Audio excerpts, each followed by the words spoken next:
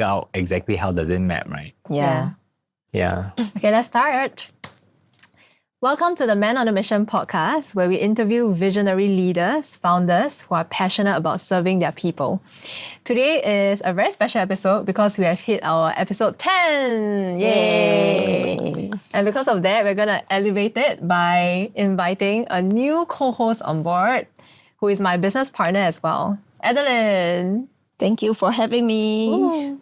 Fun fact, Adeline is actually a magician of 15 years. Really? Yes. Wow. Later you can perform a magic trick. That was not in the... Yes, whatever the guest say, we will do, right? Okay.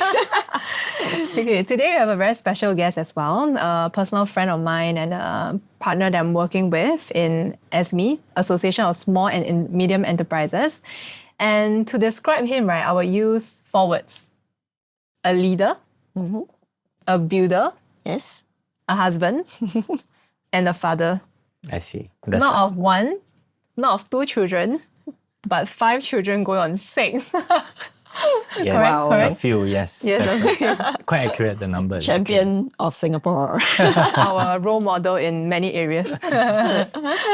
Okay, let's welcome Ang Yue. accurate. Thank you. Yeah. Do you want to give a short introduction of yourself? Yeah. Okay.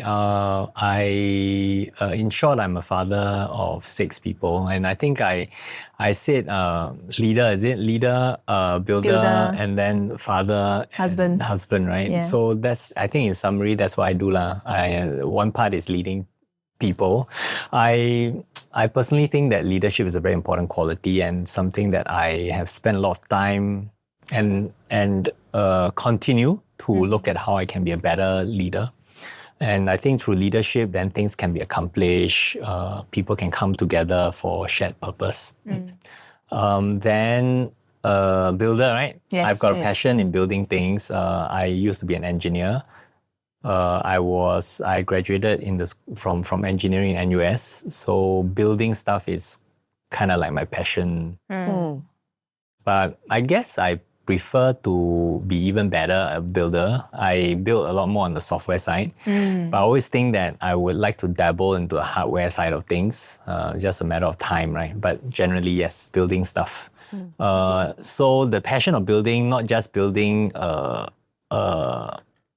stuff like software or things, but maybe building companies, even building people. So it's kind of related to one, right? Yeah. Right.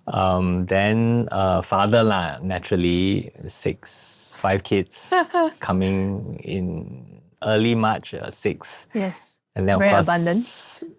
Yes, yes, quite like a blink of an eye, and Wow. then you are like so many kids. Yeah. And then of course, being the husband of my wife. Naturally, that's something that, I think people will tell you, and I think it's very true.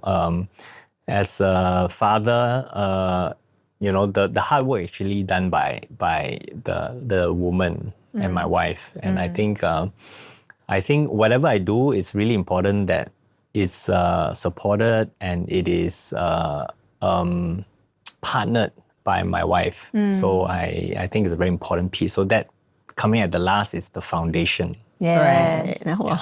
That's great advice. Yeah. It's important, right? Partnership is always important, Yes. I think. Yeah. Yeah, and today we want to introduce Yue, right, and interview him in our podcast because he is the president of ASME, which is amazing and great work at what we do at ASME, right? So I think Adeline has a perspective of SMEs in Singapore that you want to share. Yes, exactly. Because I think a lot of people, business owners or not alike, right, have a different idea or understanding of the economy, right? A lot of people don't actually realize that SMEs contribute a lot to the economy. So perhaps in GDP, yes, it's about half of what we say GDP-wise, half compared to the MNCs. But in terms of our local workforce, right, we are really talking about 2/3, you mentioned, right, 60 to 70% of our local workforce being employed by SMEs.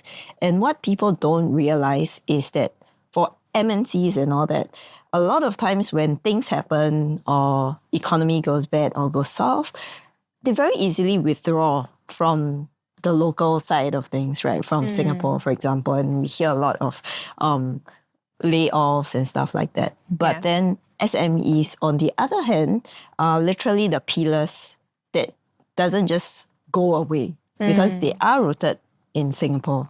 So that being said, that means that SMC really contributes a lot to the economy. And therefore, it is a very, very important thing that we are supporting the SMEs. Yeah.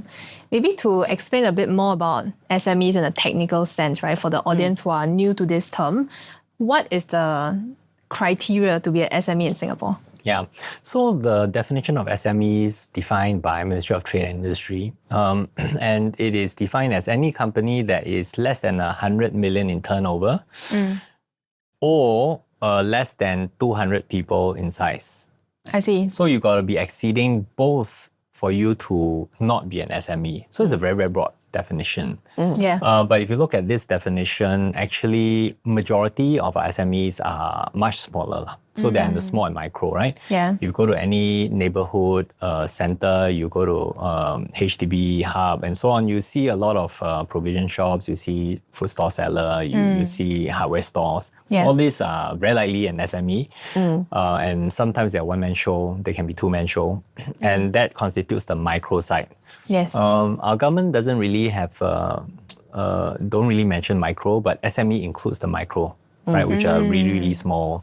I think less than 5 person, you're kind of like in the micro space. Yeah. Right. In other countries, micro and small is kind of clearly said, but in Singapore, we just call it SME. And I wanted to share a bit about the whole broad picture, right? Yeah. So we have SMEs, and then you have the larger local enterprises, and then you have the multinationals. I think the challenge of running a country from an economic perspective is really how do you balance or how do you ensure that there's a healthy mix of this kind of different enterprises? I think importantly, if you look, right, not just about employment, but you look at the people. Yes. A lot of the high flyers or the really high performers will find it a bit challenging to work in an SME because maybe the pace is a bit slower and maybe they feel that the headroom is not quite there. You mean SMEs' pace are slower than MNCs? Yes, in certain way, in terms of what they perceive as career growth Oh, opportunity. okay, so the that makes sense. headroom in Yes. that sense. Because I would think a startup is very busy all the time, That's right. working more than 8 hours. Correct. But MNC is a lot more structured, 9 to Yes. 6. And they have SOPs clearly laid out. One person just do one thing. Yes, exactly, exactly. So many of them may find that the MNC environment gives them the opportunity to climb the ladder, right? Yes. Because they go in and see the MNC, they say, oh, there's a CEO, maybe in Yes. 50 years I can be that, or whatever number of years, right? Right. Yeah. So it's a lot more structured and they can see how to climb. Yes. In an SME, I would say that the startup is also an SME in that sense, but typically they follow a very different structure and growth path, right? Yeah. Correct. So they're more like a unique creature in itself, but by definition, yes, likely they're an SME. So in a large enterprise, many of the people who want to work in MNC or in a large enterprise would typically just go for it when they graduate, Yeah. Yes. right? But then there are others who maybe don't make the cut or they prefer a different pace. And then that's where the SME come in, right? So the value of the SME market and so on, it actually constitutes and allows for that cushion to kind of build the economy up on so that your MNC sits in a certain layer and is actually supported by the whole SME market, right? Yeah. And even people. Which makes up 2/3 of the total employment. Exactly. So then if some of the older people working in the MNC or they find that the pace cannot, they have the option to go to an SME, right? Yeah. So it's vice versa. And then of course you have cases where SME people working there, they go to a larger enterprise or Yeah. MNC, Yeah. right? So a healthy mix would allow for that to happen. So we all play different roles and we all contribute in our own way to a vibrant economy. And that mix is an important thing to curate, manage, I see. and support. So what does it look like, right, if it's unbalanced? So for example, you may have cases, let's say if you don't have enough of the people over here, you will find that your economy will be subject to a high degree of cyclical shocks, right? And then your employment would not be able to handle. You have people with full employment or overemployment, and then suddenly you don't have employment. I see. And it Right. goes into a situation like that. And SMEs, typically we stay, and in bad times, we are less likely to let go of people because it's one big family, right? So we Correct. all come together. Very sentimental. Yes, right? Also, nowhere to uproot to. I would Yeah, say. Yes, correct. and we are all family because we know Right. the staff. Yeah. We sometimes treat our staff a bit like family member. We scold Yeah. them, right? Because we're close, right? Coach So them, yes. sometimes it's a bit like that. But importantly is that very often we treat them like part of the family and we try to pull together. Whereas in the MNC, actually decision making is a lot more numbers driven and a lot more objective. Correct. So you don't make, I need to cut 10% means 10%. That's Sometimes it. it's even made in a regional office that's not located here, right? Yes. So all the less sentimental they will be about it. Yes, Yeah. just do it, 10% out. Yes. That's all. I see, Yeah. I see. I mean, that's why the work at ASME is so important.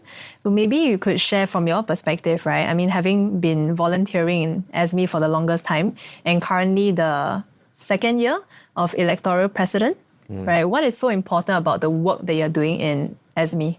I think it's important for a few reasons. If you look at the space of the economy and around our local ecosystem, there are different organizations that reflect and feedback and look and help different segments. And very often, naturally, you look into sectorial models like, construction and logistics and so on. Yeah. But you would realize once you look at 100 million downwards, right, and beyond, Yeah. every sector has a very large difference from one end of the spectrum to the other end. Yes. I could be a two-man delivery shop and I'm in the logistics sector, or I could be a 200-man shop or 2,000, right? Yeah. So when you deal with sectorial issues, the advantage is that you can be focused around certain sectors. The challenge is that you can't see sometimes because when you have very large firms, their problems are very different from smaller ones. Yeah, that's true. So you can't see the smaller challenges, right? So the role of ASME here is really to help the smaller boys deal with and speak up and also transmit both direction, right? Messages and information to the policyholders and the businesses Yeah. in the sector, and ensure that there is a good alignment of policies and implementation execution. So that's one facet. I see. But if I'm a retail shop owner, I own a mama shop, for example, I probably one man, another part-timer, right? Why would I think that my voice is important at the policy level? Are there some examples of that being applicable? I think the reality for many of the small little shops, right, Yeah. they will find that I just one person, 2%, my voice is not going to be heard. I think the important thing is to still hear what's going on because they represent a segment. Yes. You add them together, they can be quite a large segment, if not in turnover, but in actual numbers of people, right? Yeah. So I think if a policy made is not, and it's too sudden, it's not favorable, you may have a situation where this segment is wiped out or this segment suffers, right? Wow. So that is where it's important that they speak up or they share. And sometimes policy takes a while to change Yes. or adjust. Correct. But very often the feedback goes up, and if you are persistent and you are able to be objectively sharing the situation, very often I find that it does have its outcome from the policy perspective. I see. So SME then becomes the voice that represents the minority of SMEs, and not minority because they are small in numbers. Actually, they are quite large in numbers, right, as compared to multinationals, but minority in terms of how they are more segmented, right, in their own industry, in their own sectors. Yes. And SME represents them all coming together, right, to inform policymakers, right, on what is a better on-the-ground approach. Yes, and what's I the see. challenge, right? And that allows for a degree of vibrancy in the whole economy and a good mix. Okay. So what, in your opinion right now, right, is the landscape like in terms of the overall direction of how Singapore is supporting SMEs in general? So, so I've been in SME since 2009. It's 16 years, 15 years ago. And from 2011, I took on the role of vice president in various capacity because we have four vice presidents, so we have different roles. Yeah. And I think I started looking at budget from 2012 onwards. Well, I started to be involved in giving budget feedback even as early as 2010 Right. in media and so on. But of course, not really looking at the budget itself. But I started looking at budget because in the Singapore budget process, right, the government announces the budget sometime around Chinese New Year. Oh, yeah. So the government financial year end is 31st of March, right? So then the new budget gets announced somewhere around February. Yes. So it happens to be always around Chinese New Year lah. Yeah. So whether you're going to Hot celebrate news. CNY with the finance minister or not. Yeah. And before the budget is announced, there's always a feedback session that happens tail end of the previous year. Okay. So they take feedback, they take recommendations from various bodies. And if you watch the news, actually nowadays, PM Wong, right? They are asking for anyone to come and give feedback, Right. citizens and so on. It's quite a lot of feedback, right? But Yeah. I think it's good if you can handle that. So anyway, these feedback come in. So our association actually looks at the situation and give our feedback as well. So I personally have been doing that for a while. And over the last 14 years of looking at budget, and therefore if you're looking at budget, you look at economy. Correct. So I'm a lot more attuned and I watch it a lot more because then I got to be able to answer, right? So Cannot it's say the a very wrong good things. training, by the way, to be called upon by the media to give comments on certain issues. Yeah. A lot of training because you then got to read up. Then sometimes the news calls you about things that you don't even know Right. about. Then you got That to quickly just catch up. happened and stuff. Exactly. Exactly. So the landscape is this. I think the government recommendation or policy in the past around SME is that build your base at home.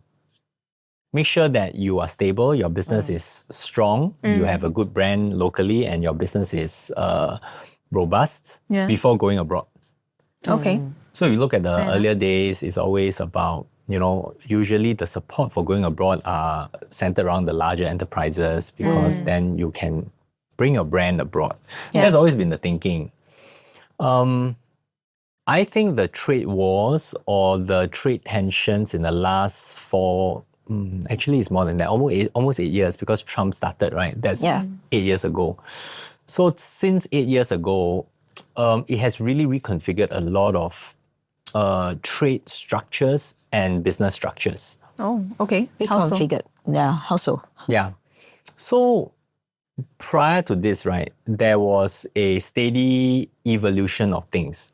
China, over the years, from Deng Xiaoping opening up, became stronger and stronger, building up their manufacturing base.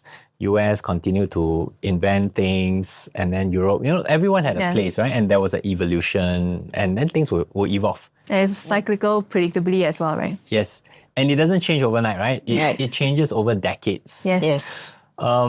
So when Trump came in and started to take very drastic trade actions, and mostly against China, but other places also got, right? I think Impacted. Yeah. Mexico or some other countries which he thinks are dumping and so on. Yeah. That resulted in China becoming really feeling like being hemmed in, right? Yes. And China is always the manufacturing country of the world. They're they're factory of the world, right? Yes. Everywhere. So now you're everything. telling China through the last 8 years that I don't want your goods. Correct? That's the US telling China, but I Yes. still want China goods. Yes, yes, I still love China goods. yes. But because US says that, China then has to respond, right? Because US is a very big trade partner. Yes. Yeah. So in the last 8 years, the Chinese companies have become very hyper innovative Right. because they had to evolve themselves. Correct. And within China, it's also very competitive. Yes. So they Yeah. compete against one another. So it becomes supercharged, right? Yeah, The extremely winners so. are like, the superman of all The the billionaires of the business. world. Yeah. Yeah. And their business models, the way they execute, the way they operate are all highly evolved. Yes. And you are telling China that you can't, I don't want your goods anymore. So if you're sitting there, firstly, okay, I better be even more competitive. I better be even more innovative because I can't rely on Western technology. So I got to I evolve see. myself, right? That's part Yes. one. Second is that I don't want your goods anymore. I want to buy from Vietnam. I want to buy from other countries. So naturally, I would say then I have no choice. I've got to then set up base in other countries.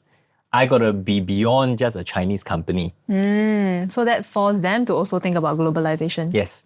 I see. So what in the last 8 years you essentially are seeing is all these highly evolved companies with very advanced technology coming out. And because it happened over a very short period of time, they're doing it very quickly.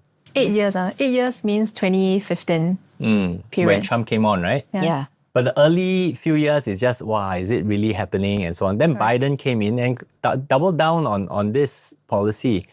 So I think that the Biden administration was really when the Chinese companies, like the reality check, that it isn't going away. It isn't just a Trump thing.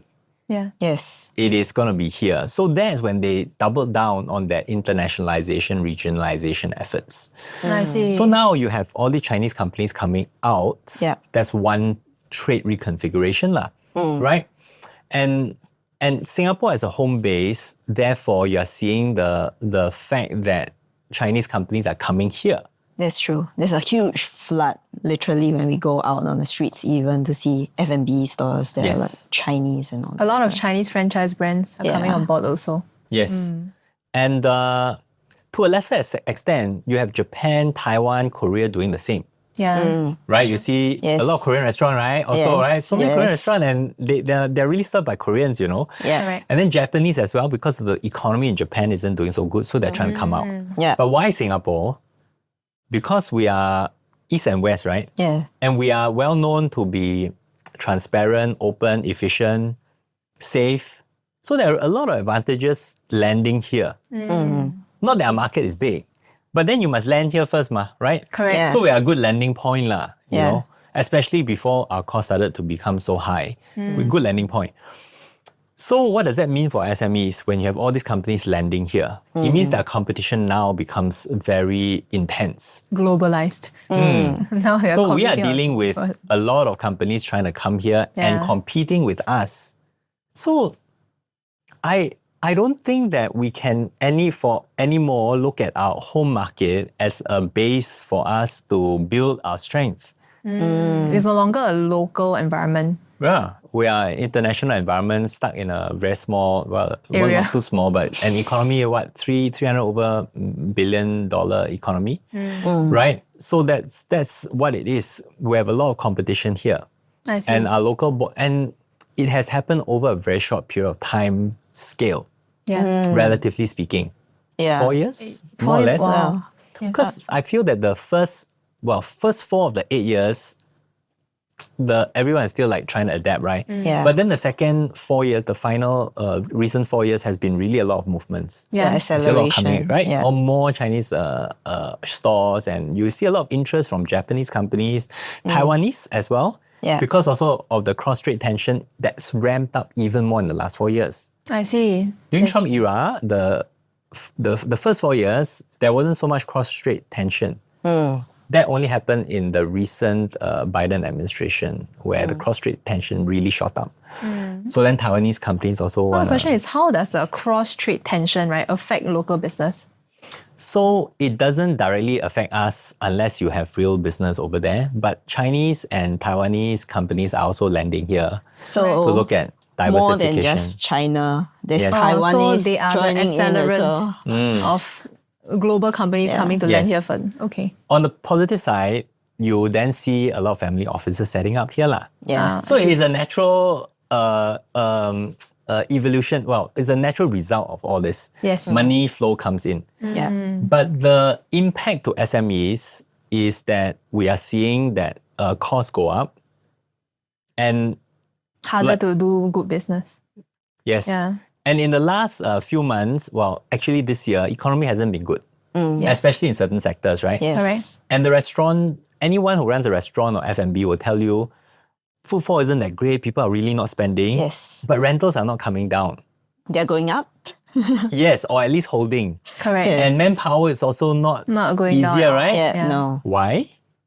Because you have a lot of foreign demand coming in to set up Yeah. see. new stores. So the supply of labor and workforce is actually, in other words, the demand is actually going up. It's not the other way around. Yes. So the demand for rental spaces and manpower has gone either notching up or at least holding steady. Yeah. But if you peer beneath, right, likely is that the local companies are coming down, but foreign coming up, Going up. averaging up to Wow. be a slight gradual increase. I see. Yeah. That And- explains why some of the companies keep saying, oh, but yes, COVID is over, right? Everyone's coming out to spend, but where are they spending on? Yes. Why is it that the economy feels bad? Well, Yes. yeah. In actual fact, I have a client who literally says this. So I think it's very reflective of what you shared because they have been established in their industry for a long time. So they're almost a decade in.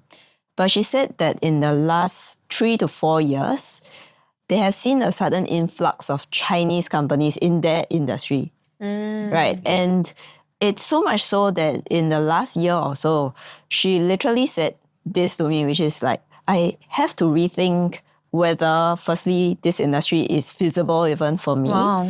and or whether this business model is making sense. Because while they were very established and they were doing well, the sudden last 4 years has literally like hit them like a truck and they didn't realize it. Yeah. Yeah. So Yeah. it's almost like in parallel to what you say in terms of timeline. I Yes. think. So if you slow down and maybe look across different industries, you'll start seeing that very likely you'll find this trend. I see. So Yeah. you can't rely on your home ground now, Correct. right? Yes. Secondly, there are foreign companies coming in competing. So then what is it for us as SMEs? So that's been what I spent a bit of time thinking about, like, especially when I took on the presidency, took on the first budget this year, and then speaking to various office holders as well as senior government officials, and then observing the trends even more. Because as Yeah. a president, everything is now on me, right? I don't have a president to then defer to or consult. Okay. So I had to do even more research. So that's my observation. I see. Yes. So how should a local business owner think then? I mean, it sounds very scary Yeah. because now I thought that my home ground, my people support my business, but suddenly I'm being plunged into this unknown world of international companies left, right, center, right? So how, as a local business, do I have to, how do I react? Yeah. So I think from SME's perspective, I think one of the important thing that we got to look at is how to roll with the punches, right? And in business, that's really what we got to think about. Correct. The natural human instinct is to kind of stop change or ignore change. Yes. Or feel comfortable. Yeah, try to find somewhere where dive you can in be comfortable. deeper, actually. Yeah. Right? Yeah. But if you look at where the change direction is headed and think about how can you then roll with the punch, I think that would be the most appropriate response if you want to have your business continue to take the advantage of opportunities and go with the trends, right? Therefore, I think that the tagline is to look at being global as a business. Okay. So I think, if you look at business, do it at home, I don't think it works anymore. And you got to think about your business from being a global business, at least regional, from day one. Think about it that way. I see. Right. Second, then underneath that, right, there are a few facets. Internationalization is one. Doesn't mean that you go all the way to Mexico or something, right? But at least think about Malaysia, Philippines. Bigger market, basically. Yes, in the region, right? Yeah.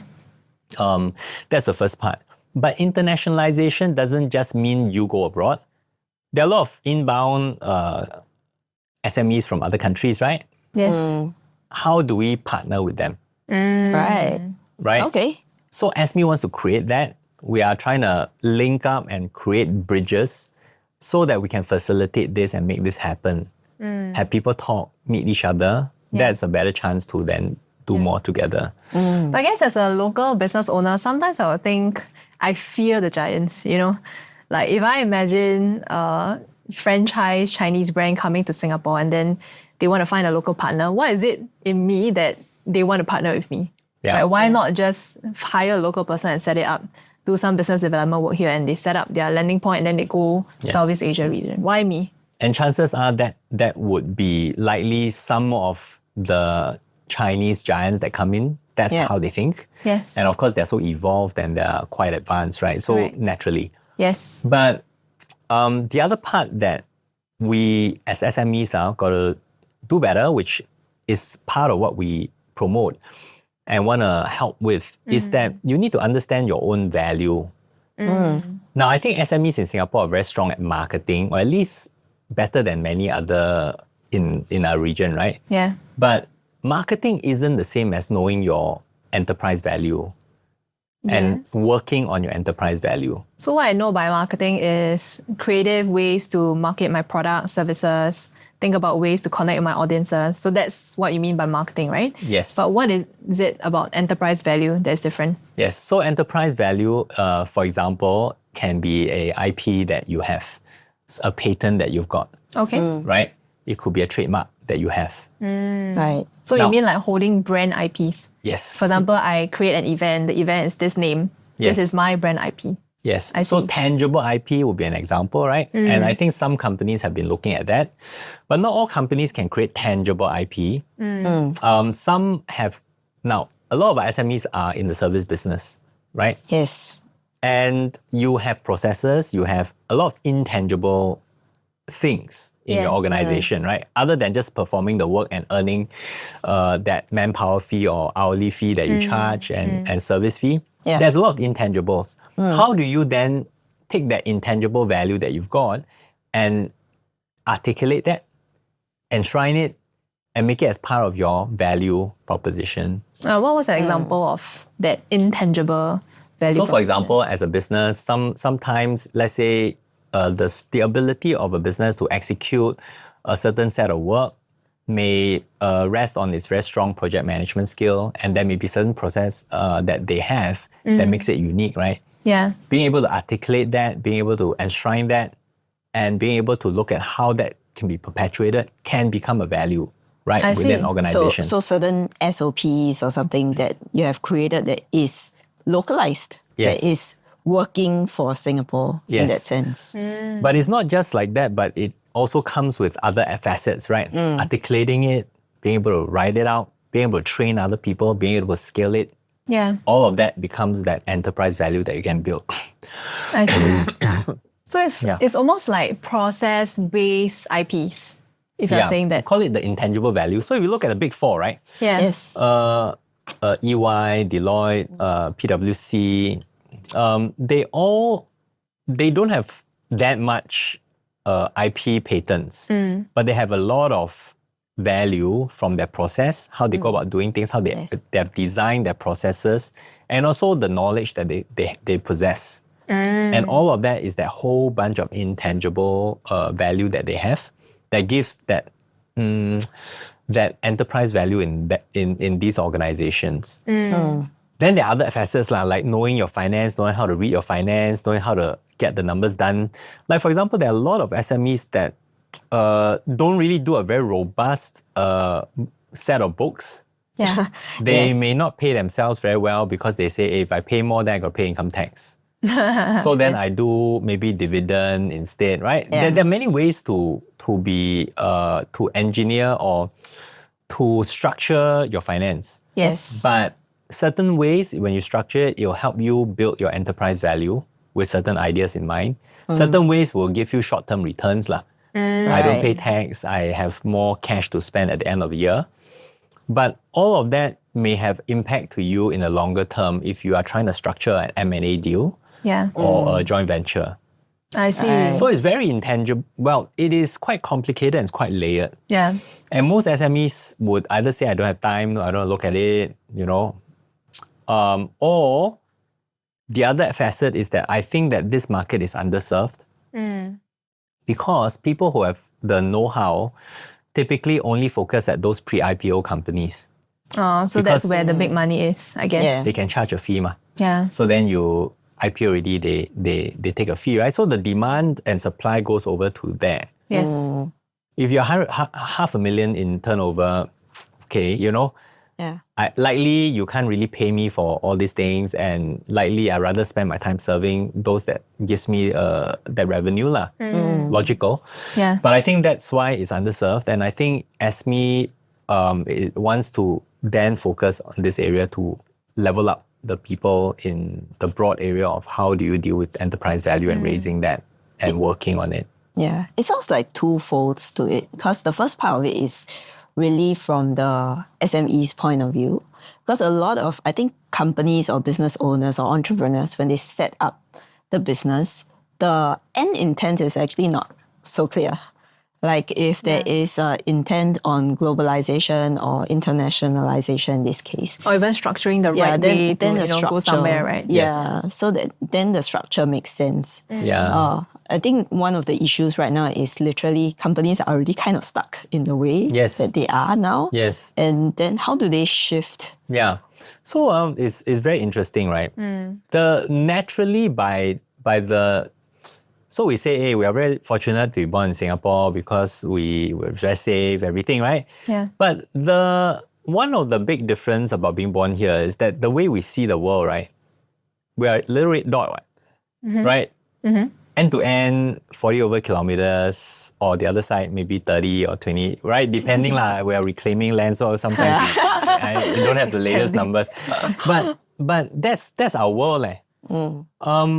I was in China. I had a company in China, started in 2009. And I had staff for a long time, interacted with them.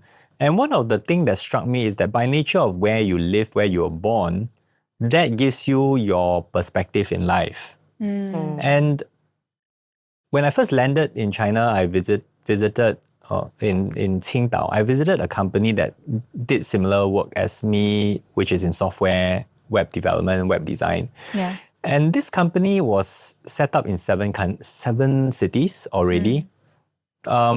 And I found that they were already from day one designed to set up in 7 countries. I see. So they already set up in 7 countries by design. Right. So the way they structured the fulfillment process, the customer service, all of that was designed for 7 countries structure.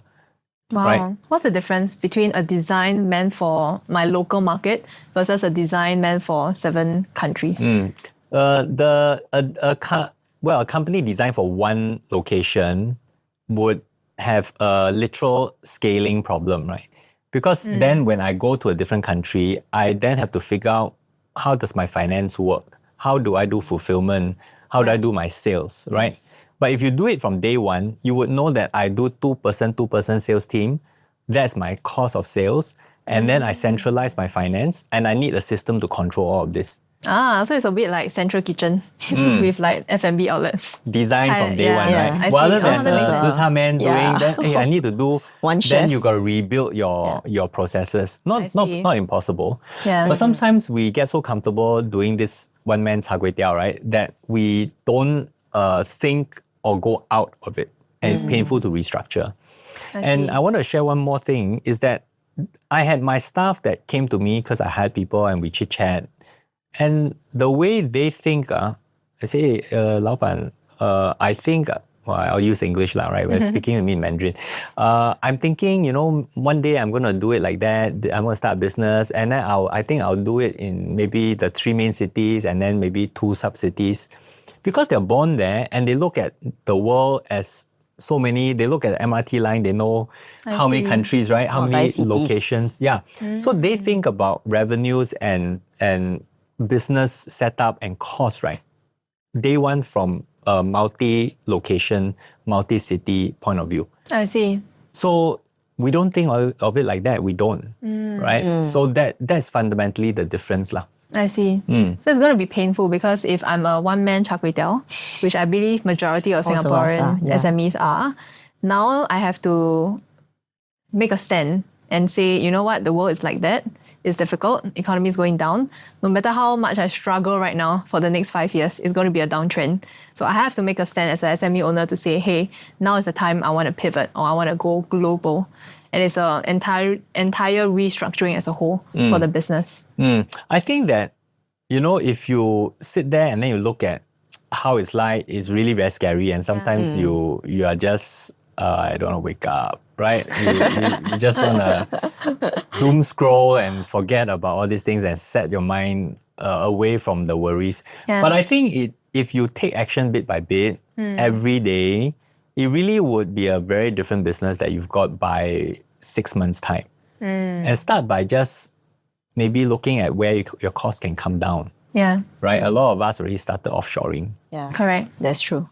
That's an example, right? Offshoring. Well, actually, I think also that there is real optimization that can come out of the internationalization, right?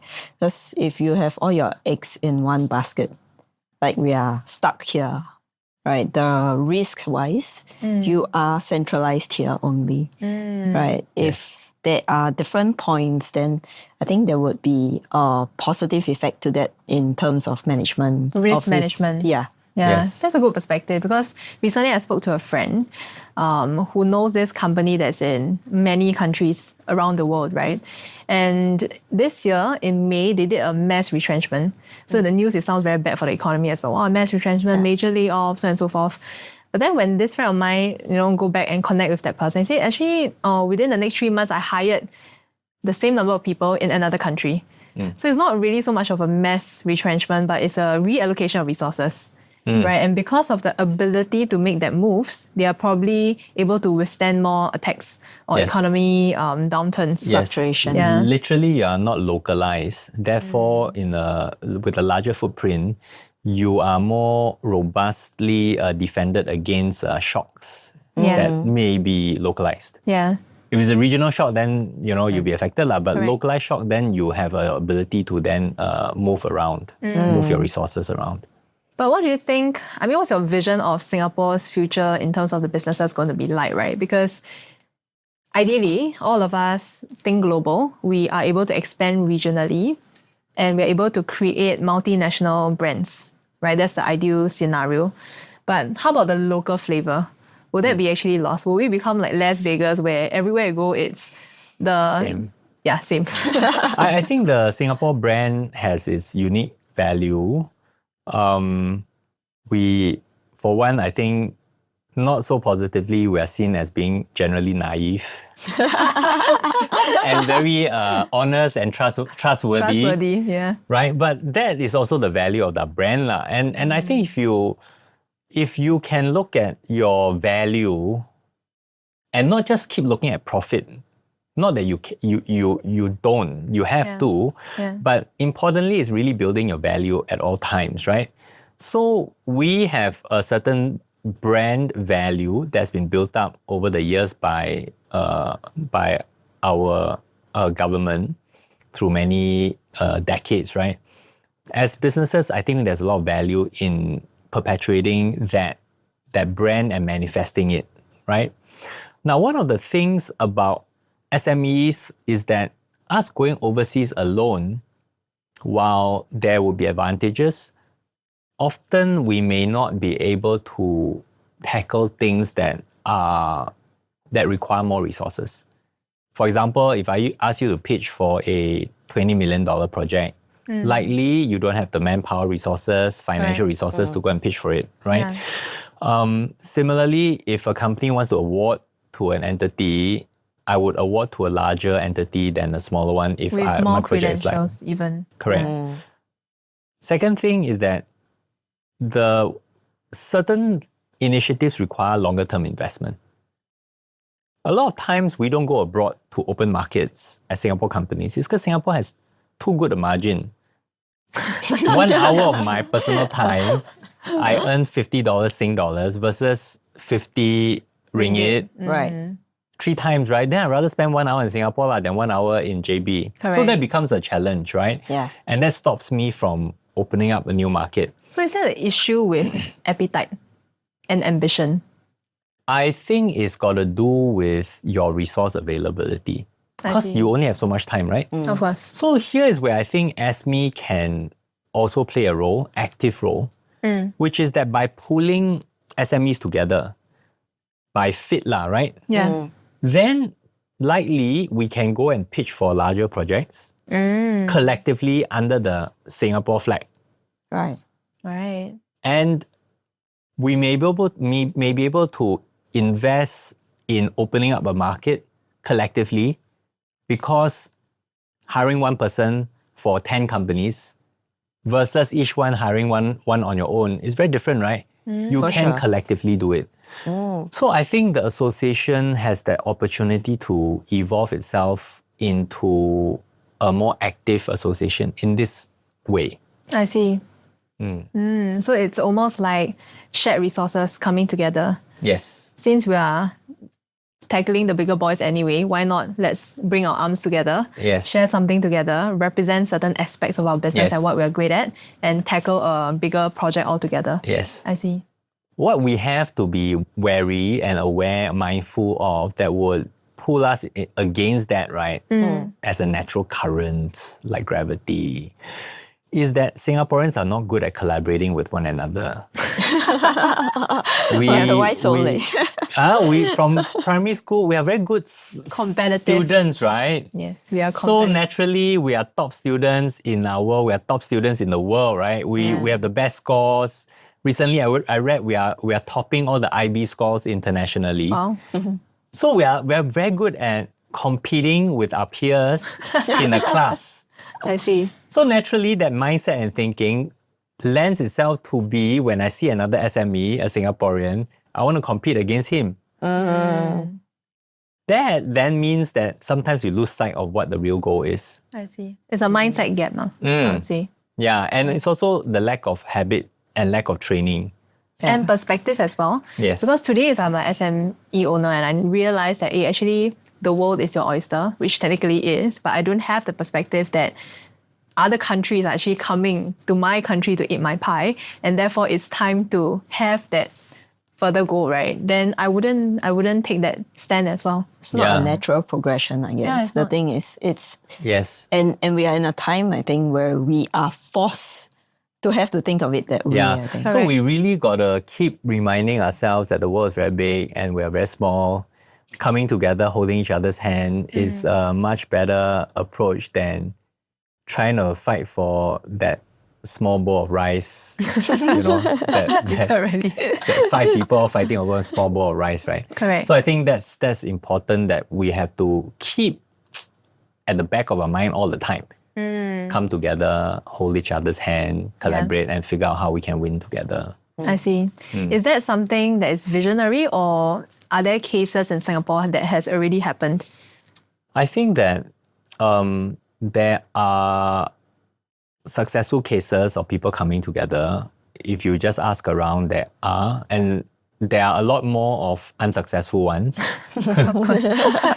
And especially a lot of attempts to bring companies together Yeah. have been premised around queen bee, like a bigger boy, because naturally the idea is like, okay, you have got a big boy, and then the big boy would then be able to win more projects, and then you bring a group of people together. What I've heard, I've never personally participated in one. Yeah. But what I understand is that very often the big boy gets into a conflicted situation where unless he has no expertise, right? Yeah. If not, then why do I take that? Why do I eat that whole $20 million project? Why do I want to give 5 million out to 5 other companies when my overhead of managing them is so much more? I might as well bring it in-house. So many collaborations sometimes don't work out, which is why I think if ASME drives it as a trade association, we actually have the advantage in the sense that we would be vested to ensure fairness and equality in that sense. It's the right structure as well, right? Yeah, I exactly. see. Okay, sounds good. Shall we take a break? Sure. In 50 minutes, let's have some water, take a toilet break. 50, and yeah. Yeah, I 50 see. minutes really. All right, excellent. Oh, that was a great conversation. Yeah. Very like having Aligned dinner to lah. your- We just